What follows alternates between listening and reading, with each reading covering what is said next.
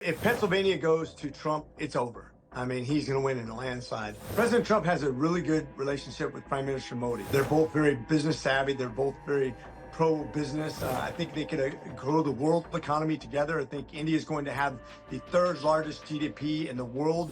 The problem with Harris, once again, is we don't come from a strength position. We come from a weakness position. We're afraid to pick sides. We're afraid to make China angry. It's election day here. What are you picking up from the voters and people from your party? A lot of excitement. Georgia's going to go red. I'm positive of that. I think he wins by at least 2 points here in Georgia. At the very latest, it'll be 3 a.m. by the time we know for sure. But I think it's going to be called a little bit earlier. I think if you look at the highest turnouts for the early voting, all in conservative districts, the highest one was, I think, the 14th.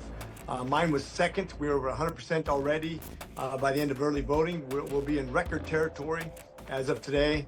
If you look at the lowest turnouts, some places like Hank Johnson's in the 5th. All the momentum's in Georgia is on the Republican side. I think if you look nationwide, if Kamala has a road to victory, it's a very narrow road, and she'd win by about at 273 electoral votes. But I think that's a far cry from reality. I think she's going to get beat soundly. I think we'll be having a good night tonight. Great. You talked about early voting, something that the Republicans haven't traditionally done. Talk to us about why you see this in this election cycle particularly, and where has this push really come from? Well, so it's a losing strategy to wait. First of all, you don't know what's going to happen on election day. Secondly, if you can see who all's voted by the end of early voting, which you have almost a month worth of early voting, then you can actually target all your advertising, all your efforts to get people out to vote to those select people left. And in our case, it's less than 50%. It cuts in half the number of people you have to worry about. It's much better. You don't have to wait in line.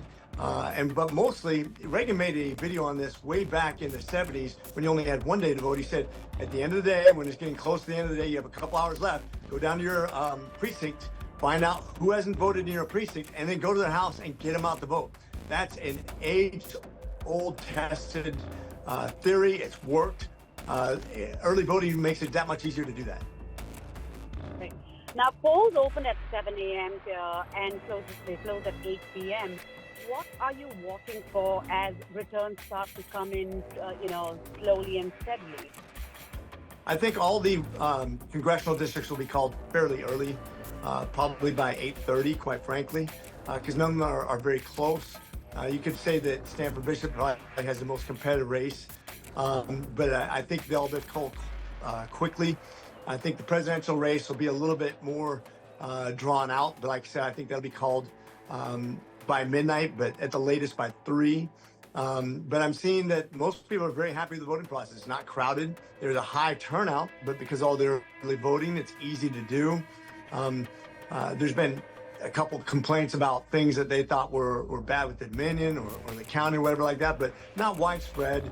I think it's going to be just a good experience for most people, and I'm excited about the outcome. Let's now talk about the swing states.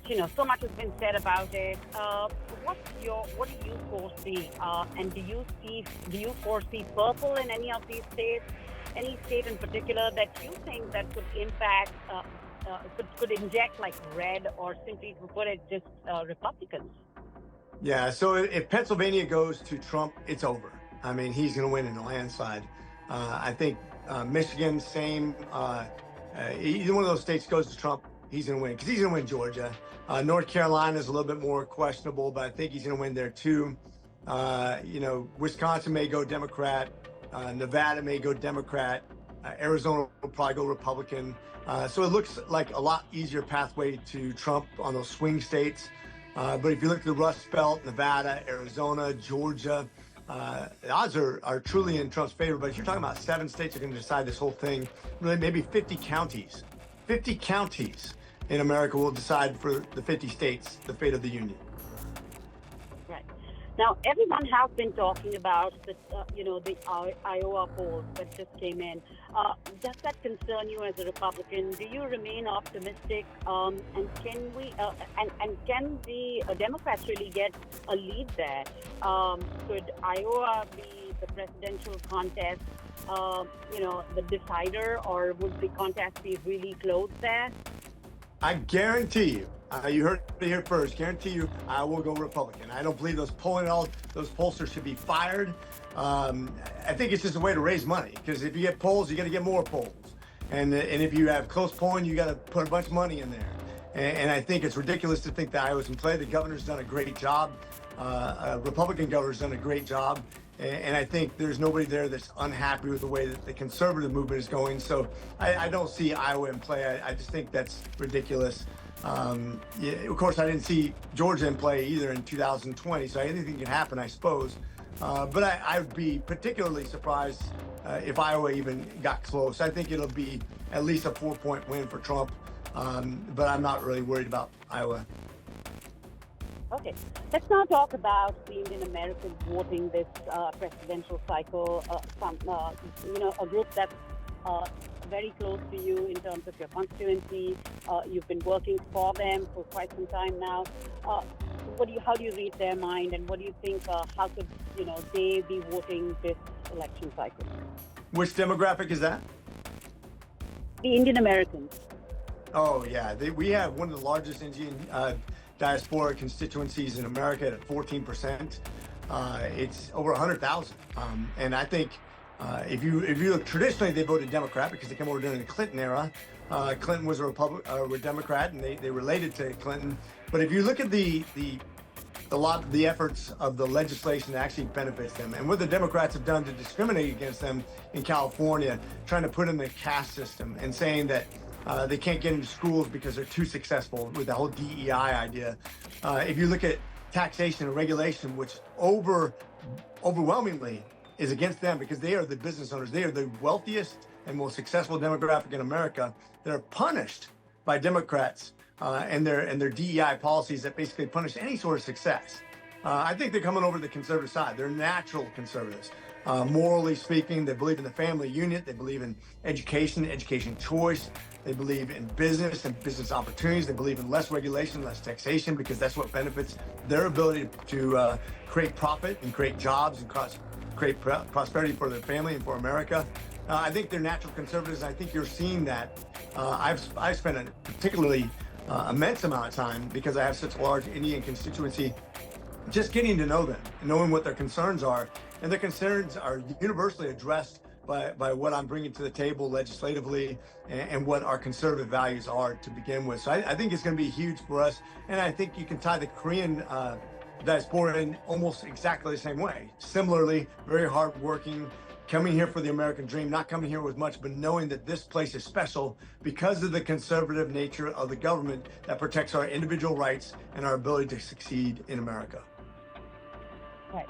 And finally, if the results, play out around 3 a.m.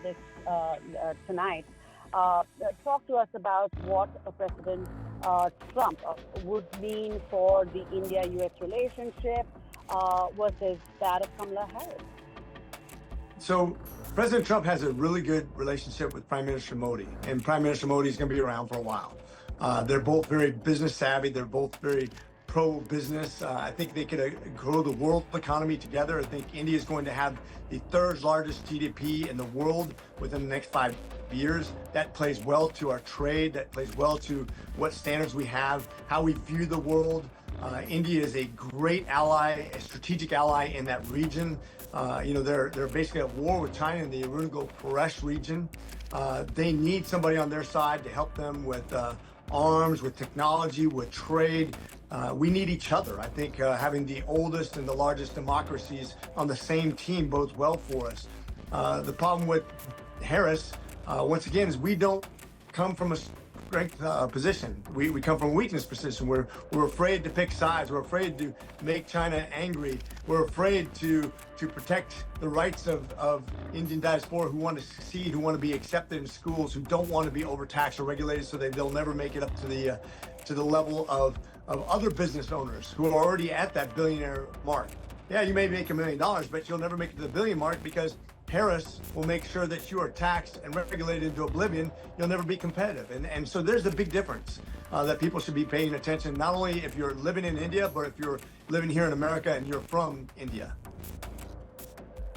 Your closing thoughts, please. I'm sorry?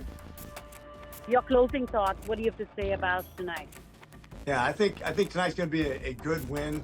I'm praying that we maintain the House majority. I think that's really key to the legislative efforts moving forward, to the minutia, the small things in government that make things work well.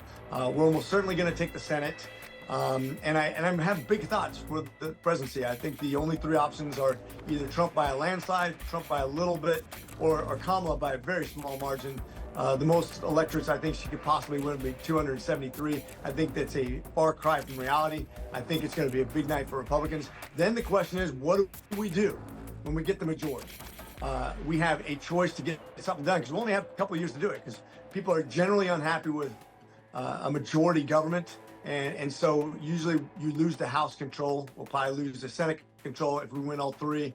And so we'll have our challenges. So we got to take advantage of these 2 years to get done as much as possible to make sure that we right the ship and protect Americans. If you like this video, then like, share and subscribe to Mirror Now.